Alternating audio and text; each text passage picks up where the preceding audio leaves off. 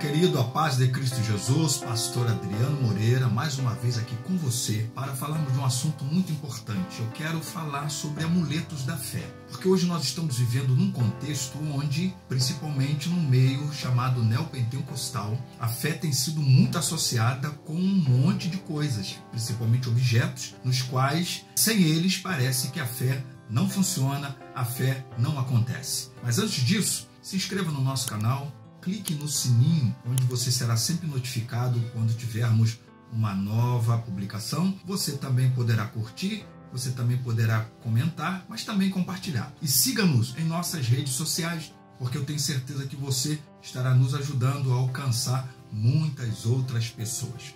Mas vem comigo!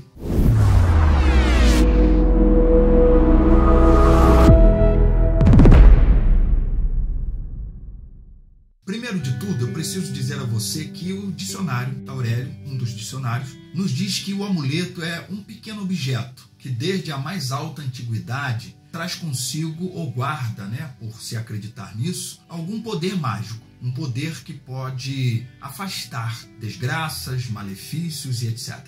Também os amuletos da fé podem ser denominados também de pontos de contato. Por isso, um amuleto é um objeto que a pessoa usa e acredita que ele tem algum poder sobrenatural. No chamado meio evangélico, principalmente neopentecostal, alguns desses objetos são o sal, a rosa, o copo com água orado, o lenço de alguém, de algum ungido, uma manta, são muitos. Eu tenho algumas coisas para te dizer antes de esboçar melhor esse texto de Atos 19, verso 11 e verso 12, que é um texto que eu queria ler com você. Diz-nos assim: Deus, pelas mãos de Paulo, fazia milagres extraordinários, a ponto de levarem aos enfermos lenços e aventais do seu uso pessoal, diante dos quais as enfermidades fugiam das suas vítimas e os espíritos malignos se retiravam. Algumas coisas que eu preciso dizer a você. Primeiro, a Bíblia é contra o uso de amuletos. Em todo lugar você vai encontrar a Bíblia não dando apoio,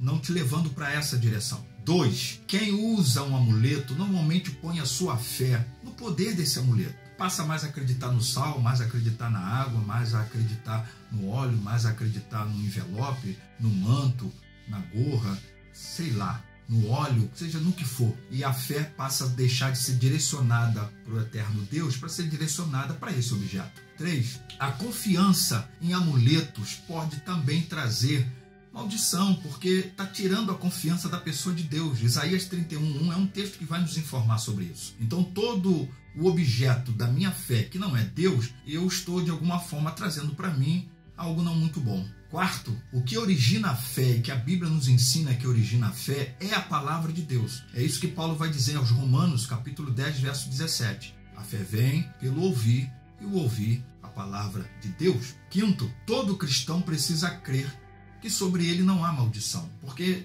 essa é uma das dificuldades que hoje se tem de se acreditar na maldição hereditária, se acreditar em lugar assombroso, se acreditar no olho grande, se acreditar na inveja, um monte de outras coisas, e acabam se levando a esses tipos de ponto de contato. Eu só vou citar para que você possa ver essas referências depois. Mas Gálatas, capítulo 3, verso 13, Provérbios, capítulo 26, verso 2, Números, capítulo 22, verso 12, e também Números, capítulo 23, verso 8 e verso 20, e Efésios 1:3, são algumas das muitas referências das Escrituras que mostram que somos abençoados, que não há sobre nós a maldição a partir da cruz de Cristo.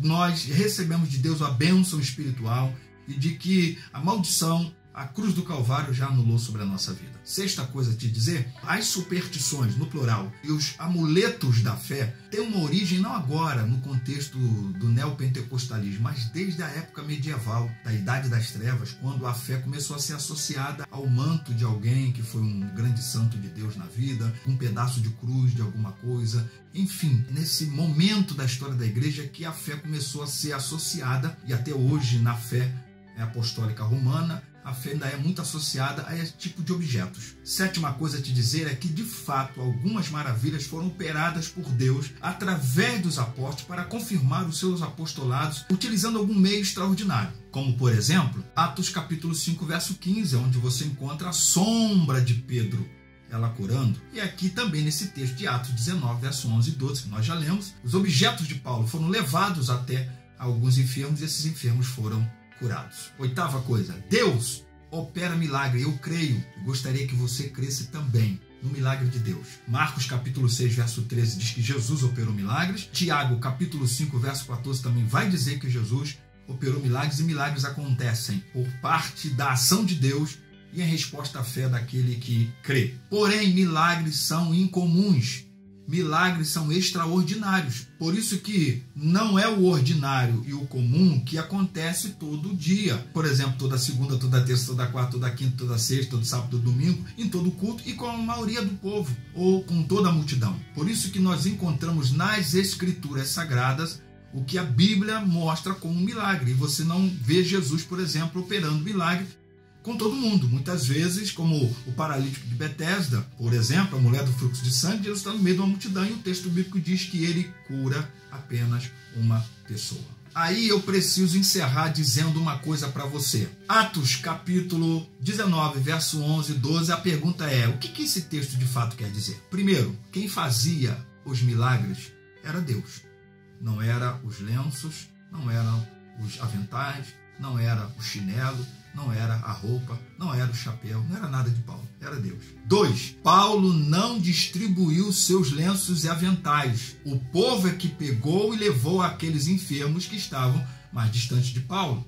Diferente de hoje, onde muitos ali estão distribuindo, sei lá, um monte de coisa. 3ª coisa, o apóstolo não cobrava e não trocava por oferta, entre aspas, estes objetos. Então, automaticamente, a gente precisa entender que esse texto não pode ser base para o que hoje acontece no mundo neopentecostal. E por último, Paulo não atribuiu nenhum poder miraculoso a nenhum desses objetos. Paulo não incentivou que ninguém levasse, usasse, fizesse, seja lá, qualquer coisa com esses objetos. Por isso eu quero hoje dizer a você, seja da fé, viva pela fé. O justo vive da fé. A fé vem pelo ouvir, o ouvir a palavra de Deus. Que Deus te abençoe e até a próxima, assim querendo Deus.